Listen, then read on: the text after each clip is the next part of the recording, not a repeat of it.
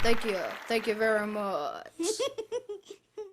Welcome, welcome, welcome. We are going to talk about bystander intervention and the evil enablers. I will tell you right now, the scourge of my life are, oh, I should have turned that off. Okay. There we go. Okay, the scourge of my life, how about that, are passive aggressives. Just amazing. And I will tell you right now, the EEOC has recognized that. And we're going to talk a lot about these folks. And the whole idea is that you deal with these issues proactively. We want these things working in your organization. And I'm going to give you some stats today and some information that should scare the bejeebies out of you. All right. And the idea is we do something about it. Now, first and foremost, I'm starting this series here. We're going to be looking at tolerance. We're going to be looking at harassment. All of my books are in sequence. Actually, I have them all laid out in sequence. The first one was on conflict resolution, which is emotional intelligence and EPR.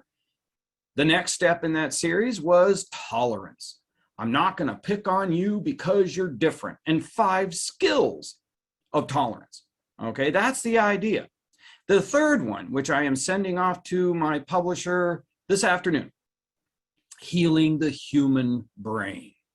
Okay, so these are all going to tie together for you. And I will tell you, this is a scary type of sequence because, I mean, just ask a question here. You can always open your mic. We love that. You can always chat me up. And hey, Laura, greetings from Washington, D.C. Washington, D.C., home of the Reston Amen Clinic, where I go for the brain scans. So yeah, I will go for brain scans or send my clients there. And then I will go in and I will see all the wonderful things in Washington, D.C. Next time I'm there, I'll probably have to stop in and surprise Laura. Okay, now freeze right here. Let's do chat me up or open your mic or give me a reaction down here. How many people think the world is going crazy? Anybody want to give me a thumbs up or a thumbs down? Oh boy, Greg's right there with me. Definitely. Yes, yes. Oh yes, I'm getting, oh yeah, from Lauren. Oh, overwhelmingly. You are right. You are right. We've all, some of it has. Thanks, Christopher. That's very, very logical. Absolutely. Love that for sure. Okay, so let's get off to the races here. I want you to keep that in mind. Now, first and foremost, a little recap for some of you who maybe this is your first time. I want simple. Simple. That's what all of my stuff gets down to. I will tell you right now, at best, maybe 2/3 of you will hit your strategic goals this year. That's in a great year. In a bad year, it's 4%. And there's a couple reasons for that. The number one reason that Forbes magazine tells us, bullies. Bullies. And I always like it when somebody looks at a tolerance issue as a nice, fuzzy, feel-good issue, or as only a race issue. And how many people, here's another poll for you, how many people you thank God every day that people can't read your mind? There's my big thumbs up there. I would be in jail by now. Okay, yeah, look at, yeah, getting, yeah, 100%. Me, oh yeah, yeah. FBI would be after me quick, Lauren. Oh, I love that. 1,000% from Christopher. Yeah, okay. Now, let me tell you right now, I get attacked all the time, all the time. And I will tell you exactly why that is. I am cursed with being born white. Now, sorry about that to all the white folks out there, but it just amazes me how we talk about diversity and tolerance. We talk about what's tolerance. I'm not going to pick on you because you're different. That's it. I'm not going to pick on you because you didn't get vaccinated. I'm not going to pick on you because you are pro-life. I'm not going to pick on you for what. Okay, let me ask you, is it safe to voice your opinion today? Is it? Oh, I'm getting a good head shake from Eleanor. I love the cameras, seeing everybody out there, getting lots of no's here from Shirley, on and on and on. These are wonderful. Not anymore, Greg. Hey, Greg, that's right. Oh, hell no from Valerie. Okay. Yeah, that is killing us. And I do not care if you're white, if you're black, if you're Indian, if you're Asian, if you're male, if you're female, blah, blah, blah, blah, blah. It has to be safe. Now, what do I mean by safe? You gotta make it simple. The number 2 reason Forbes magazine says most companies are not going to hit their strategic goals, they're too complicated. Now think about this. We have too much bullying and they're too complicated. Oh, Jody, I thought you meant to express your opinions on this webinar. Oh yeah, thanks, Jody. Yeah, no problem at all. Yeah, no, speak up. Now, you've all seen my diagram. 60% of the human brain is vision. People don't remember what you write, as I send off my 3rd book, okay? No, they're not gonna remember. What do they remember? They remember pictures, okay? Short, okay? If I whispered in your ear, like I'm gonna whisper into Anne Marie's ear, we are going to create a safe environment for customers and employees. Now that's pretty good, isn't it? We're going to create a safe environment for customers and employees. Then Anna whispers that to Kelly, who whispers it to Sandy, who whispers it to Eleanor, and on and on and on. Where is it going to fall apart? 2nd, 3rd, 4th person? Okay, it doesn't work. The human brain is not wired like that. So what if I whispered into Beth's ear, safe? That's it. Is it safe? And then whispers it, yeah, the translation, yeah, that'll set you off too, won't it, Eleanor? Absolutely. Then goes to Pam, and then Laura, and then Janet, and then Luke. You can remember that. All right. If it isn't simple, it won't work. HR has to start, and managers and companies have to start doing things differently. Got to make it simple. And if I can control myself, which is emotional intelligence, and then use my EPR skills, empathic listening, parroting, and rewards, which is how you resolve a conflict, I am going to show you that it is safe to disagree with me. It's safe, and that's 3rd base. And I will tell you right now, I cannot coach somebody without using my EPR skills. You shut up and you ask them their side first. You then parrot it back, making sure you got it. And then you give them a reward. Okay. And some of you have heard my story about the Amish ladies who were picking on the Satanist that was working for them. All right. Now that's always a nice little combination. Hey, is it going to go well if you put the Christian fundamentalist in with the Satanists? Is that going to go well? Okay, now's the time. Yeah, no, Pam's telling me no from Teresa. Yeah, I'll tell you, now's the time. You don't even have forks. You get rid of the sporks. These people are going to kill each other. No. And I sit there and I told these Amish ladies, I see where you're coming from. I'm giving a reward. I understand what you're saying. And you have a right to not approve of Satanism. You have a right to be offended. Now, freeze right there. Do they have a right to their beliefs? Yeah. You don't have a right to your behavior. And I'll tell you right now, it just amazes me. If you have a diversity program out there saying that you have to be accepting of other people, you're doing it wrong. And in a lot of cases, it's illegal. Are you going to sit down and you're going to tell a Christian fundamentalist that they have to be accepting of Satan? You are licking the outlet. It's going to get you. And on top of that, forget the law, you're going to tick them off. You don't have a right to tell somebody what to believe. I am telling you, I see where you're coming from. Ladies, I agree. You have a right to believe what you believe. I will never tell you what to believe. I'm going to tell you how to behave. You cannot pick on her. I can't coach anybody these days without asking, are you making it safe for her? You're picking on this person who is anti-mask. Are you making it safe for them? Well, I disagree with them. Who asked you? Who said everybody's got to agree with you? All right, so how do you know if you got a safe environment? Okay. Is it safe to disagree in your culture? Is it safe to be different? Right? Is it safe to be Muslim? Is it safe to be Jewish? Is it safe to be Asian? And on and on and on and on and on. And I always love this, particularly I see how unsafe it is. It's not safe to be anything. Thank you, Lauren. Absolutely. Absolutely. It's not safe to be anything. True from Jama. Absolutely. Now, think about this. Isn't that simple? Can't you get this across 10 employees, 100 employees? My largest client has over 70,000 employees. How do you get the same message across to everybody? Simple. I'll tell you, we got to rethink how we're doing things and start making things boil down. There you go, Katrina. It's safe internally with staff, but not with the public we serve every day. Yeah, Katrina, because I know what kind of ship you run over at the library. I mean, I've known, oh my God, how many decades have I known Katrina here? I don't know. I don't want to say that because it's going to, oh, people are going to think I'm old. Okay. So, but you're right. And now here's that tolerance, isn't it? All right. The same skills you use for customer service are the same skills you use for employee relations. Okay. So I know what rules you got in place over there.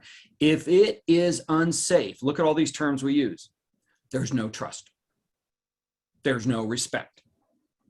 And there's no ethics. And let me clue you in here, folks. The number one thing that the Gen Zers are looking for is a safe environment. If these people show up and they can't voice their opinion and they're chastised by some supervisor who probably was born, I don't know, before this century. And understand, I'm 61 years old, so I'm not picking on the old people, but I tell you right now, there are folks that are still working in the 1900s. No. It seems like we're working towards a safe environment everywhere, but it doesn't matter. We're human. Yes, Jama, absolutely. We've got to overcome our natural instincts to attack, which is a nice, age is just a number. Thanks, Lauren. Yeah. So look at what we got. Look at our workplaces. This all started big time in 2007 when Gallup poll put out the shocking poll that 77% of all Americans hate their job. Not don't like it. 77% of Americans would rather chew off a little finger. Sad statistic. Oh, you are so right, Katrina. This is horrible. And I'll tell you right now, I got people, that's not true. It is true, because every study since then says the same thing in that same ballpark. And as of December 29th, 2021, HR executive was reporting about 75 employees. They've all been bullied or witnessed bullying at work. Now, here's what I want to know. Who's running things? Who's in charge? And I'll tell you, the Workplace Bullying Institute came out at that same time, just December of last year. Workplace bullying remains wildly out of control, epidemic. Yeah, the wrong people are running things. That's right, Greg. You have got it. We're going to change. We're here because we can do better. I want simple. And I'll tell you right now, right there, people don't say they hate their jobs because of the work. Okay? That's not it. It's the bullies. Oh, we're good one, Valerie. Oh, Valerie, how many decades have we known each other? Valerie Price. I just terminated a person this week for bullying. Good for you. Good for you. Because I'm going to get to this in a minute. That person was more toxic to your health. Oh, yeah. That person was more toxic to your health than smoking. And Jama's right after my heart here. These are trolls. These are trolls. And Christina's given us a great question here. Can't we all just be kind to each other? I'm beginning to think that everyone strives for the drama. It's exhausting. Yes, Christina. And we're not going to let that happen. You can't, let me just clue you in. Whatever happens in the world today is in your workplace tomorrow. Whatever is in the world today is going to be in your workplace tomorrow. It is not okay. And I want you to look at fight or flight. See my attacker troll on the far left? That's your stereotypical Simon Cowell, right? I'm going to attack you. No, that's not okay. Well, this person's wrong. Maybe that person thinks you're wrong. Okay? So no, it's not okay. And the worst of the bunch, and here you go, those are the little enablers, the little angel trolls, the little bullies who will smile to your face, tell you everything is okay, and then gut you from ear to ear as soon as you leave. I will tell you, yeah, fire people for bullying. And I'll tell you right now, I fire the gossipers. They are killing. If I'm going to gossip behind your back, am I making it safe? It's not safe. It's not safe for any. Oh, the guy in the middle, the barbarian troll. Well, that's somebody who has just tremendous low self-esteem, and they love it. They feel so much better about themselves when they stand on top of more bodies. They have to go. And I will tell you right now, this needs to be part of your employee orientation. And I'll tell you, I just did a session the other day for the wonderful CAC, the community action people. I'll tell you right now, in your interviews, you need to be talking about your culture. It's safe. And you better make sure it's safe, because if you lie to the Gen Zers, they will throw their name tag at you the next day and walk. Orientation begins in the interview. Okay, now let's look and see what the big problem is and biggest chunk to bite off here. The EEOC's 2016 report on studying harassment in the workplace.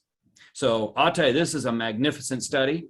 They gave us all kinds of directives, and this isn't really new anymore. We're talking, 6 years ago, right?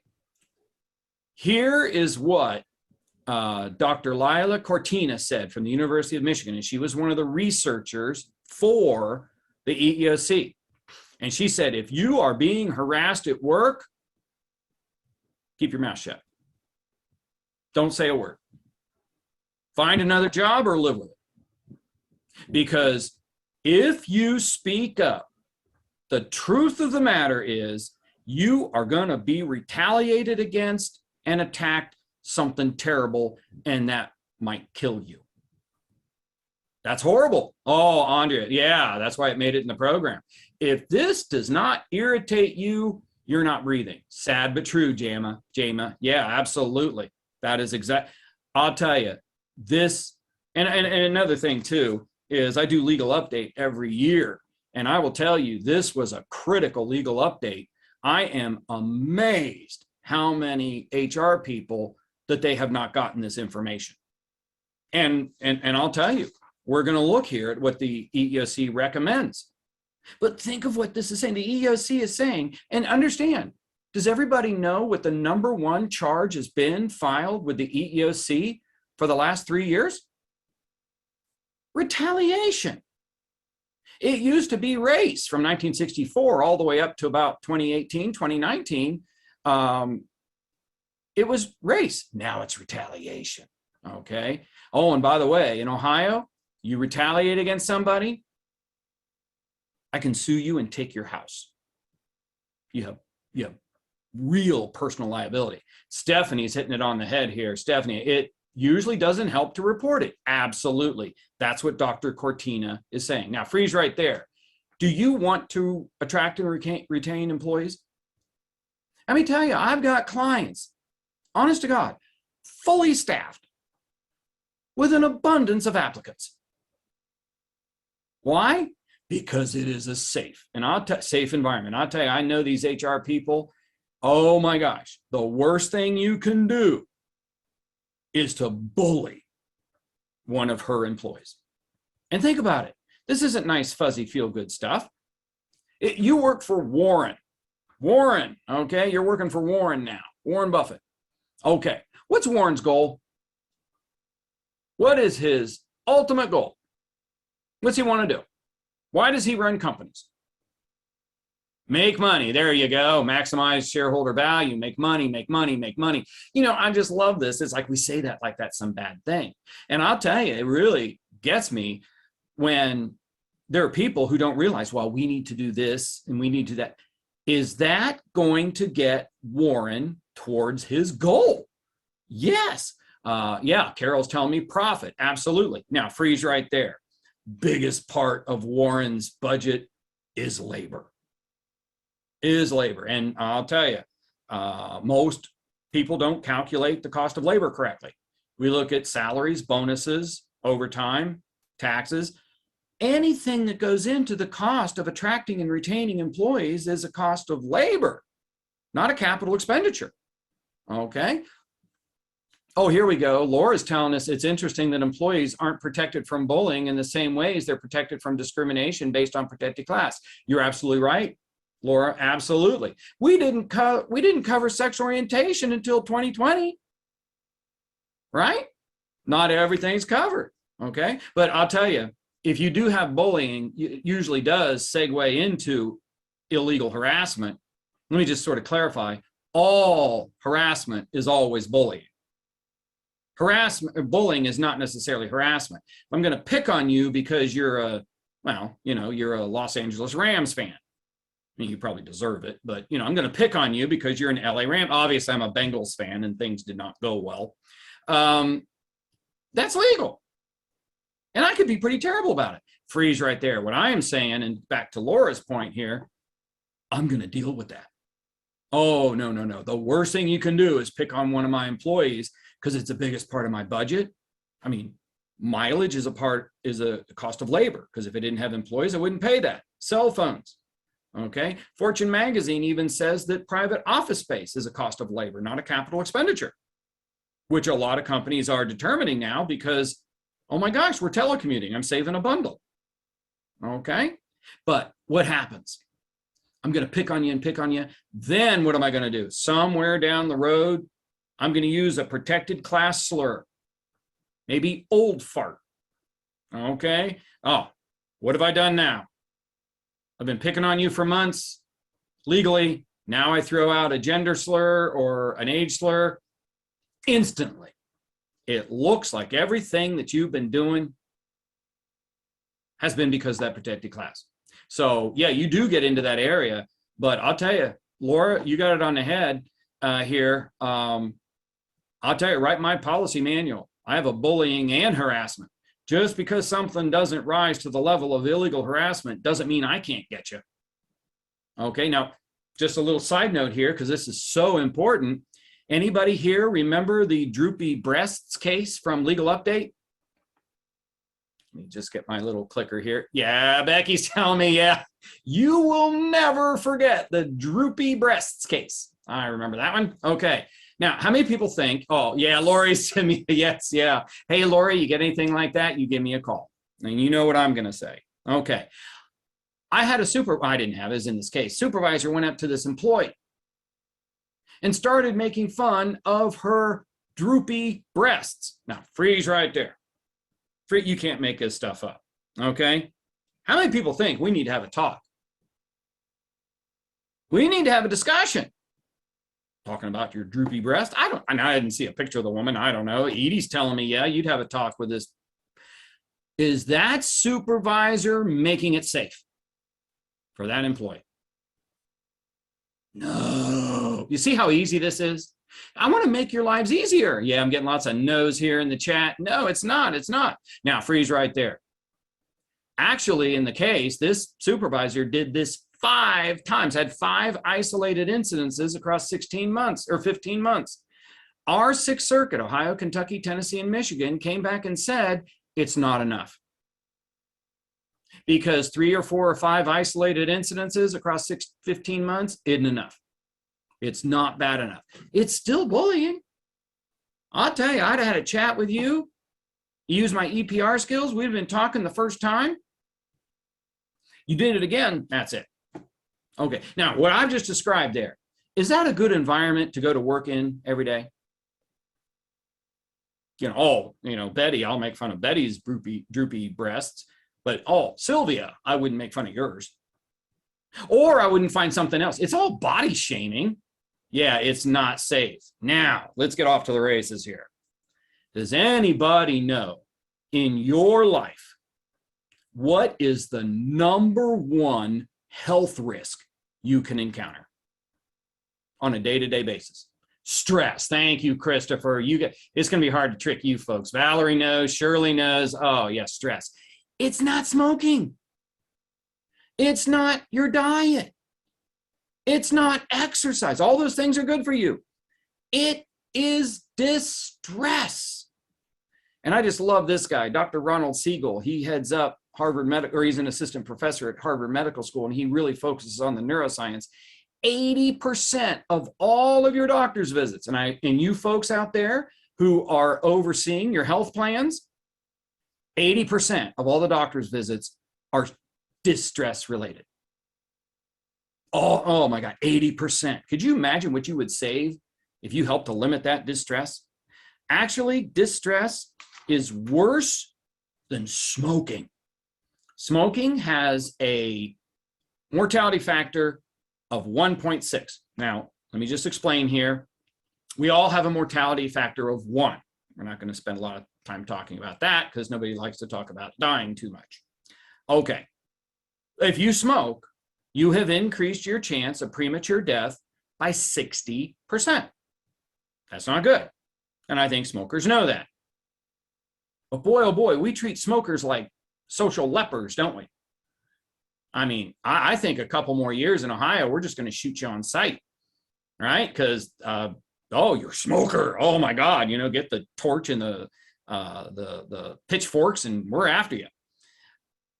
Chronic ongoing distress has a mortality factor of 2. It's 40% worse than smoking. You wish you were working next to a smoker. Okay, we don't. Now, here we go back to one of Laura's points here. And Valerie's, we do not tolerate smoking in the workplace. We don't tolerate it. But boy, we let that person bully our people. Our people, the biggest part of our budget, and the people who are going to execute your strategic goals. Katrina's telling us, would love a source for this. Makes a lot of sense. Oh, I'll tell you right now, Katrina. Yeah, this is all in the book. I'm just finishing up.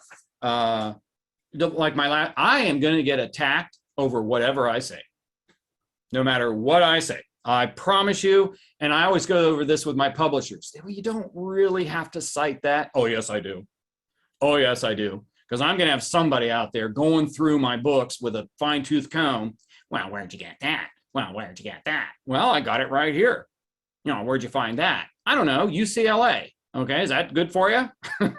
Okay. No, I don't find stuff off of fly-by-night websites. But no, great point there, Katrina. Oh, you want something even worse? Now, stress. Is stress. Is it all the same type of stress? No. Rule number 1.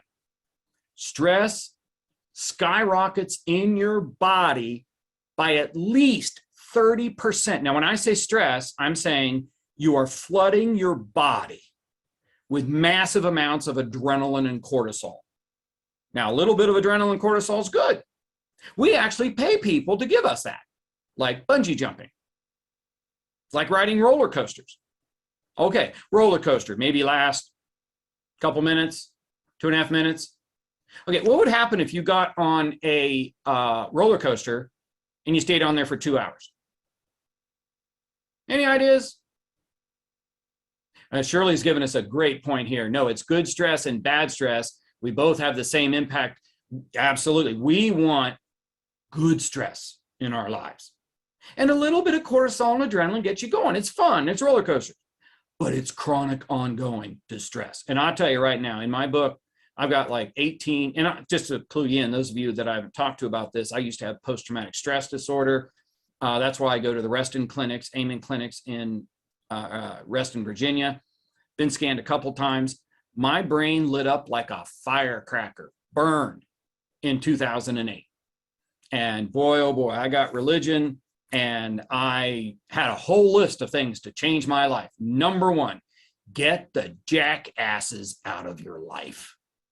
Now, here's a good poll. I can't wait to see the answer to this. How many people right now have a jackass in your life? And you're probably related to them too. I'll tell you, several. Yeah. It's like playing whack-a-mole, isn't it? You know, you can get them all, you know. So, and sometimes they're employees.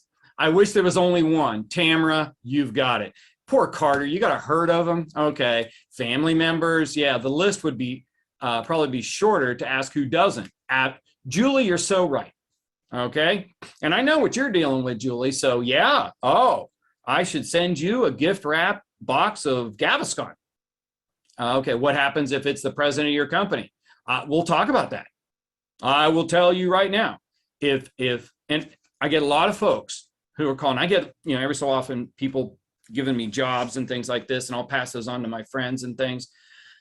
But I also get calls from HR people who are looking to change jobs.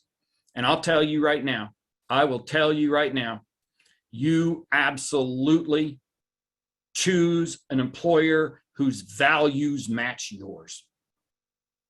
Because if not, understand what I'm telling you, this will kill you.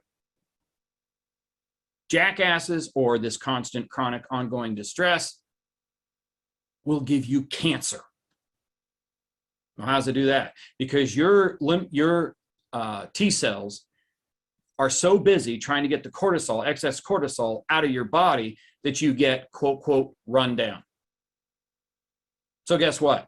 You don't have enough T cells, not enough of an immune system to fight the cancer cells. So guess what happens? They grow. And I'll tell you, Katrina, you'll like this. That is from the Ohio State University. Okay, anybody remember Christopher Reeve? Fell off the horse. Did you notice his wife died pretty short after he did of cancer? The stress that it puts on you to be a caregiver is killing you.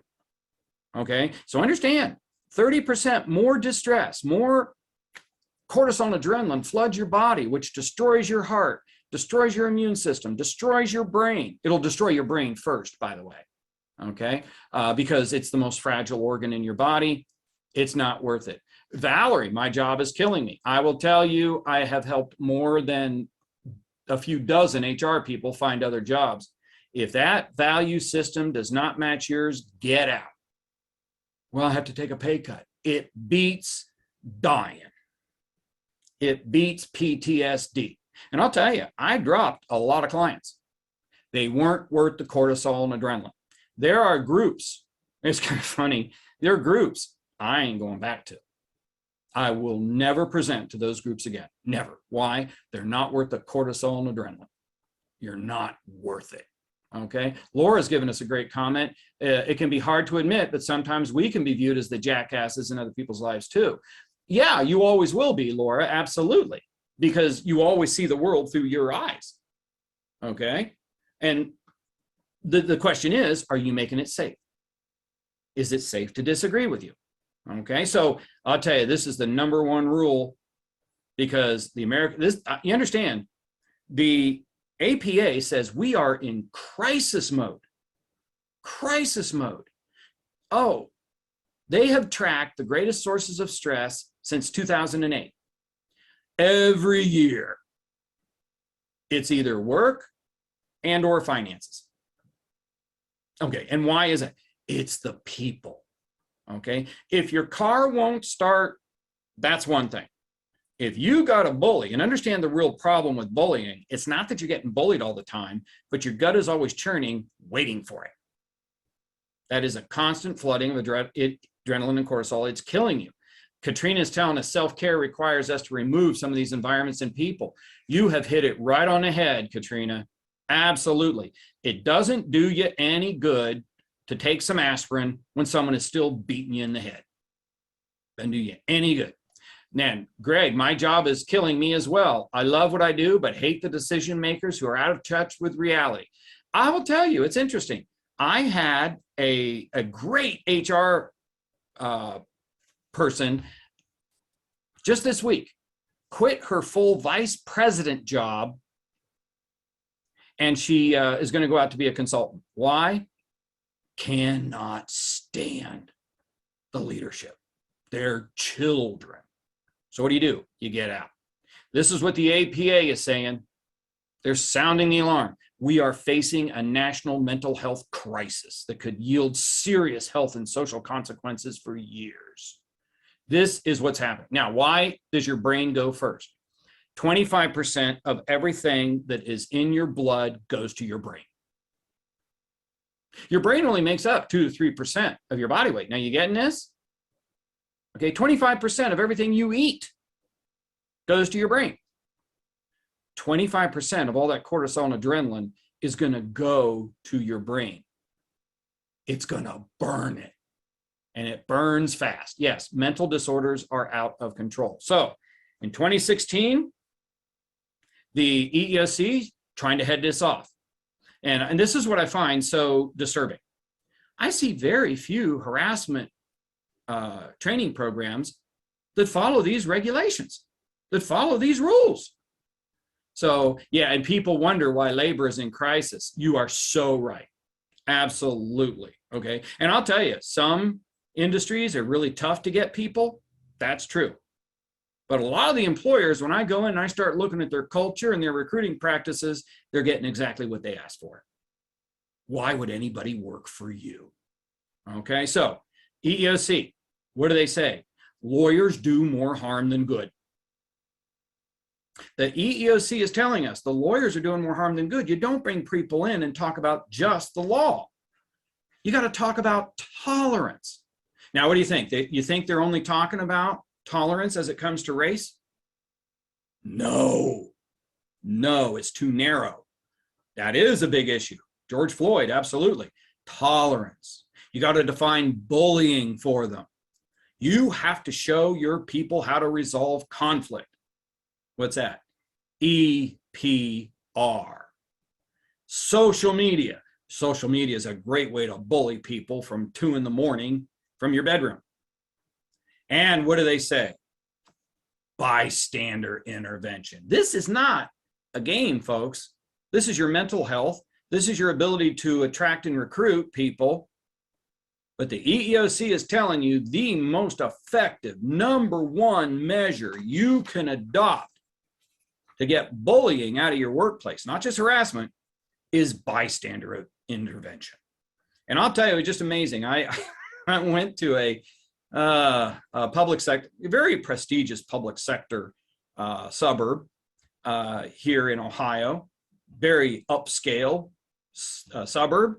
Went in and was talking to the leadership about bystander intervention. Oh my gosh, you would have thought that I just killed a baby puppy right there on the spot. That's what you'd have thought, that I just committed heresy. Oh no, you can't expect people to do that. No, you don't understand. This is not optional.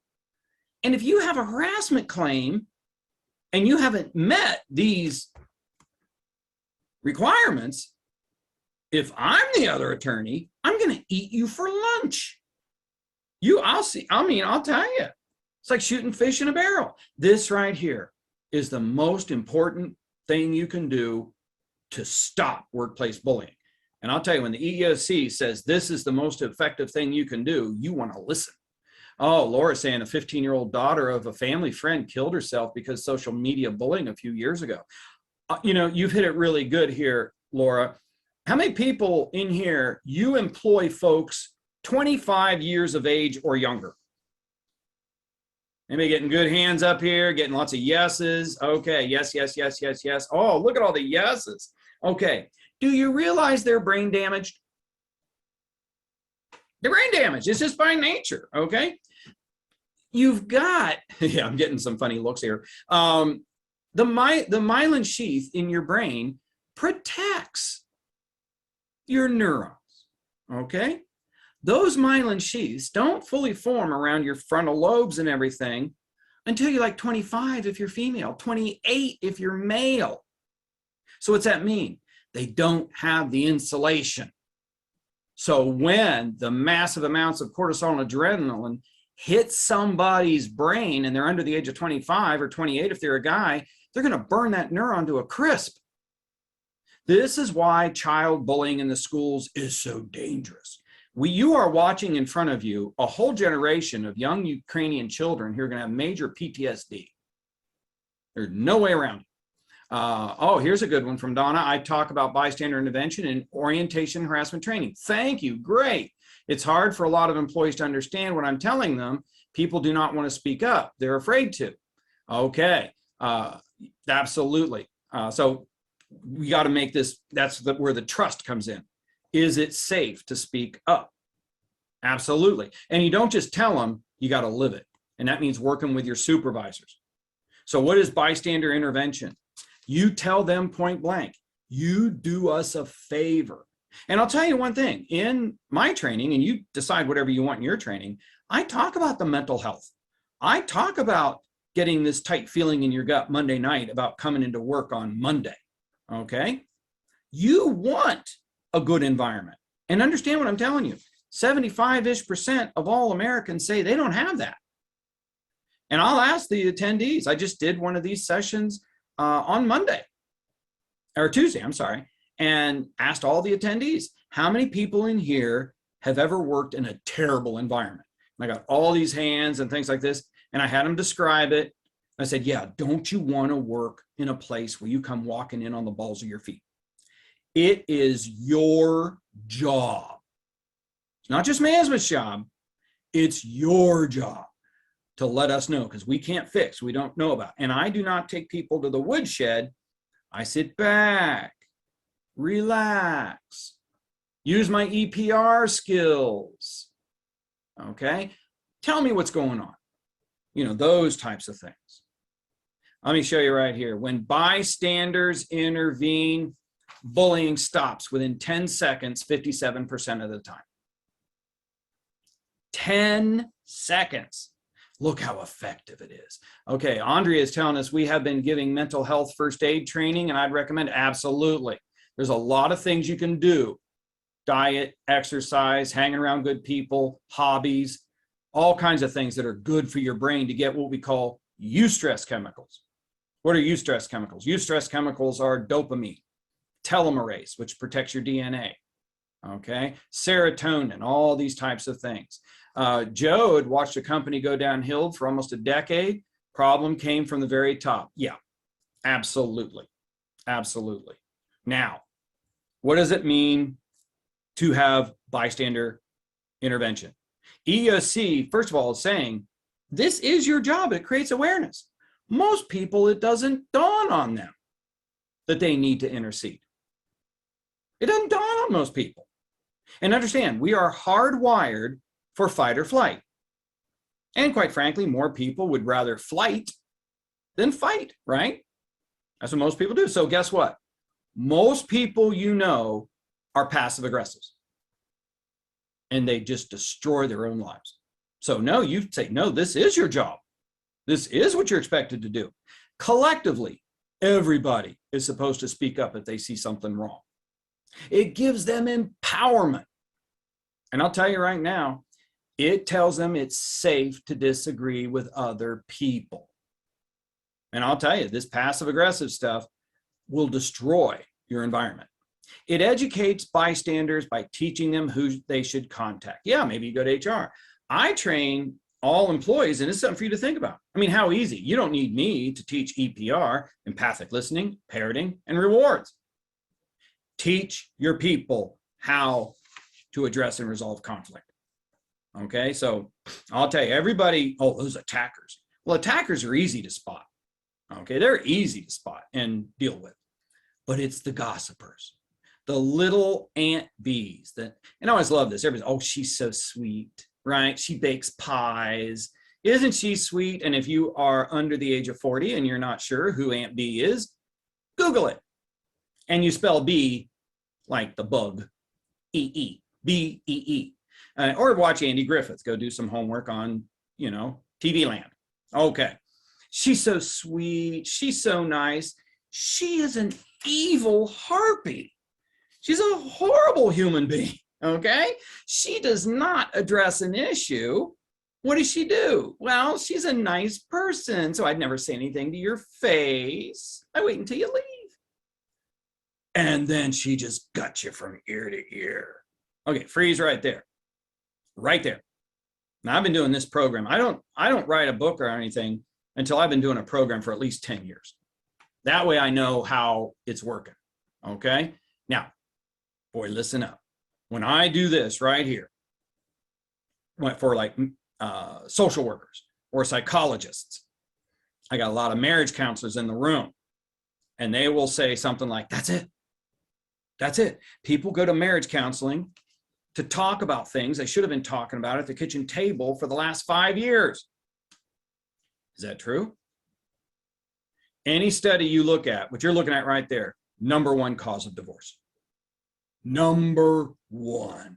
Okay. And I'll tell you right now, if you cannot address and resolve conflict, you can't be in management, and you need to train your people, because just because someone says something wrong, if somebody is ultra woke, that doesn't give them the right to attack somebody. You're just as bad as the person who did it.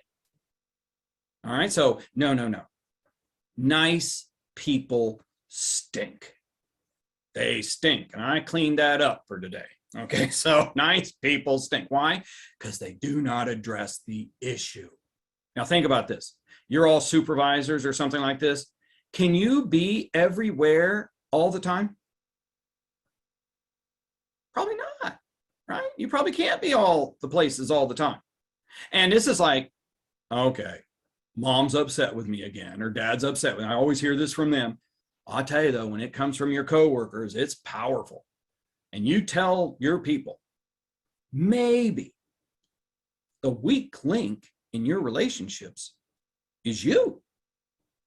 And it's really sad. Somebody had mentioned earlier here about the way we're wired, and we are hardwired.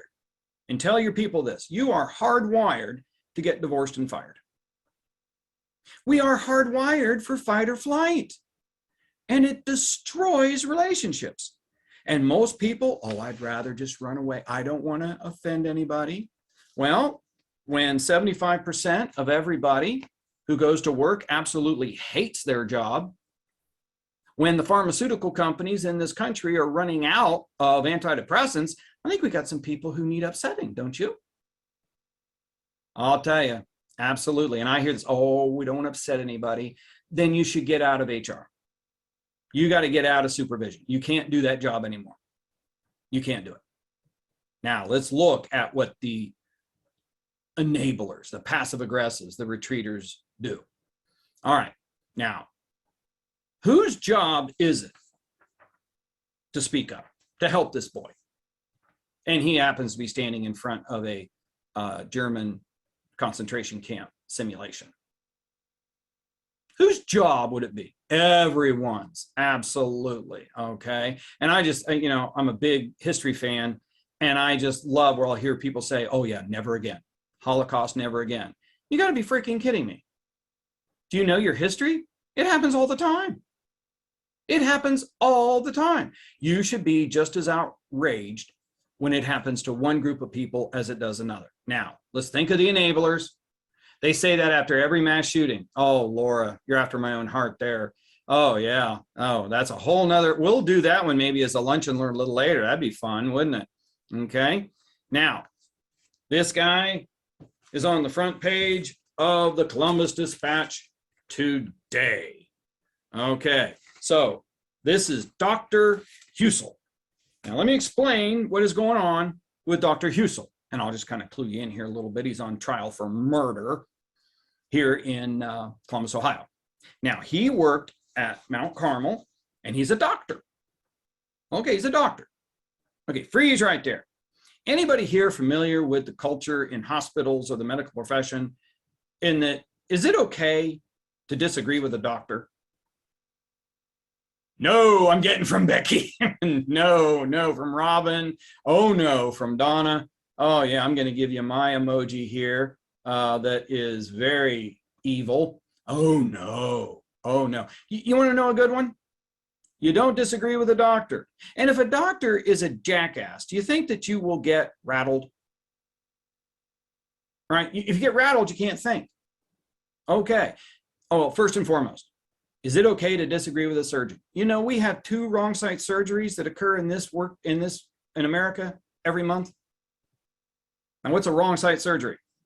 Well, they're not going to take out your wrong appendix. Okay, they're not going to do that. Okay, it's an arm or a leg or something.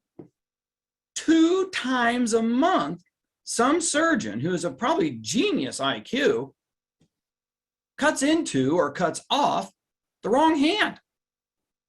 Now, let me clue you in. It is a requirement that everyone in the surgical suite agree that the surgeon is cutting into the correct body part before he or she does. So how does this happen? How does this happen that 5, 6, 7, 8, 9 people all have to agree that the surgeon's cutting into the right knee and no one corrects him when he's cutting into the wrong one? Does anybody know how that happens? Are you going to disagree with God? Oh, I will tell you. Now we're back to emotional intelligence. Silence. That's exactly what happens. It's not safe. Oh, you disagree with a surgeon? You're a surgical tech. You're going to be washing bedpans for the rest of your career. Okay. I actually had a doctor here in Ohio, a surgeon, orthopedic surgeon, throw a scalpel at a nurse who corrected him. That's her job. Okay. Oh, here we go. So if that's the case that you should be outraged by whenever it happens, why not reference Ukraine and not Palestine, Yemen, Afghanistan? Oh, yeah. Yeah. What happened in Sudan? What happened in Rwanda? Criminal. Criminal. Yeah. We are so uncomfortable with disagreements. Oh, there you go, Jama. I agree. Crucial conversations. I like the crucial conversation stuff, but I think it's too complicated. I think there's too much to remember. I think it's great. It's like Dr. Stephen Covey. I love his 7 habits. I think they're fantastic. I want stuff boiled down simple because I live in the real world. Now, let's apply this same logic over here.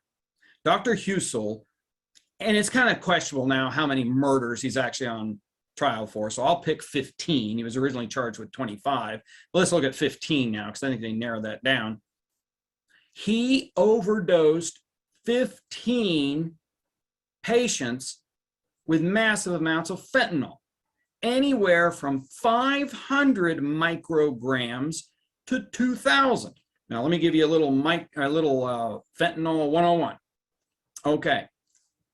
100 micrograms, and it's so powerful you don't even measure it in milligrams, it's micrograms. 100 micrograms would kill me because I'm not a hardcore heroin drug user. Now, if I was, working myself and really applying myself, and I was a hardcore heroin drug user, my resistance would probably be up, and it might take about 200 micrograms to kill me. Okay, and I know that firsthand because I had a cousin last year who did overdose on fentanyl, which I think is just amazing. You send people out of recovery into these halfway houses, and where do you think the halfway houses are located? They're right around all the drug dealers and crack houses. And I'm like, oh my gosh, you just walk out the street and walk 100 feet, and he got all the fentanyl he needed, and he died. Now, what do you think 500 micrograms is going to do to an 86-year-old woman who is not addicted to heroin? Or 2,000 micrograms. Now, that's what gets you a charge of murder. Okay. And you can Google him and go online and read all about him. And I have a whole section about him and enablers in the tolerance book. Now, here's my question to you. Who filled the prescription? He didn't fill the prescription. He wrote the prescription. So who filled it? The pharmacist. Now, pharmacist, Laura. Now think about this. You're a pharmacist and you're a highly educated, smart person. Let me see here. Doc Husel wants to give 2,000 micrograms of fentanyl to Mrs. Moore. Okay. Is he trying to kill the whole family? What's he trying to do? Would somebody say something? Both my parents are retired pharmacists. I've heard a lot of stories. Oh, Laura, you're an expert in this. Oh, yeah, I'll bet they've had to call up a lot of times and say, is this right? I mean, some of the prosecuting attorneys are saying, did you put an extra 0 in there? Nobody checked. Nobody checked. And so they filled the prescription. Now, once you fill the prescription, then it goes up to the floor. Who administers the shots? The doctor ain't going to administer these shots. The nurses are going to administer these. Do you have any idea how many people are up for review before the state pharmaceutical board and the state nursing board? Honest to God, you are actually a co-conspirator. He, well, killed at least 25 people, on trial for murder for 15. Now freeze right there. Are people so passive aggressive that they won't, oh, I won't say anything. I don't want to do anything. Yeah. Most people will let somebody else die. Oh, Laura's saying, yeah, on these industry publications, there are pages of people listed who've lost their licenses. Honestly, you know, you see right here, in this bystander intervention, you're not even just a bystander, you're a contributor. You see how critical this is, okay? They might have said something, but were canceled. Yeah, that's why their testimony is so important. But I'll tell you, if I'm going to inject somebody with 500 micrograms of fentanyl, I'm going to be double checking here because I got to think there's an extra zero, okay? Okay, so that's bad. Oh, by the way, I've only got like 100 of these. Anybody remember USA female gymnastics? Okay, Dr. Nasser. Okay, now Dr. Nasser, oh my God, molested these female gymnasts. Oh my gosh. Now the FBI, I mean, they're supposed to be like federal workers and people overlooking this. They reported, didn't do anything. Yes, now the FBI is under investigation. He did this for years. Years. And all these people knew. I don't want to get involved. Maybe these girls misunderstood. Oh, you want another one? Probably the most famous pedophile of our time. That is not something you want. You don't get a trophy for that. There's Jerry Sandusky sitting there. Now, everybody's familiar with the story. In 2011 is when he was caught by the Patriot News and all this stuff came down. Then it came out later. Penn State settled a child molestation case on behalf of Jerry Sandusky and the university in 1971. 1971. So let me ask you, who's responsible for all those little boys who were molested from 1971 to 2011? Who's responsible? Any thoughts out there? Noticing the trophy of Joe Paterno that is now removed from the campus in quote, quote, Happy Valley. Everybody who knew something and didn't say. Yeah, Sandusky did it. And I'll ask you, is there a good argument that he's mental? He's mentally ill. Is there an argument that maybe Dr. Husel is mental or Dr. Nasser? Yeah. Yeah, maybe so, particularly Jerry Sandusky. I don't know if that's true, but I would assume. But the people around him aren't. No one said anything. Why? Because we are hardwired to be passive aggressive. Now, you see what I'm saying? I'd rather have Simon Cowell out there screaming and yelling and pointing his finger at people, because at least you know. At least you know. That is the essence of bystander intervention. We absolutely have a responsibility. And your people don't know that. They don't know that they have to speak up because they're so happy they're not getting bullied. And I'll tell you, is it safe to be Asian in the United States right now? What do you think? Have you seen the news? No. I'll tell you, I don't care if you're Black, Caucasian, Indian, whatever, Native American, you should be just as outraged over seeing some innocent Asian person being attacked as if it was someone from your group. Because I will tell you, all of us are related. All of us are no more than 50 times removed from every other human being on the planet. And I love this quote from Helen Keller. I would tell you, share this with your people. The worst evil in the world is the apathy of human beings. Absolutely. What is evil? To do nothing. Is to cooperate with oppression. And this is Dr. Reverend Martin Niemöller. He was in the Dachau concentration camp. And when they opened it up, they said, what are you doing here?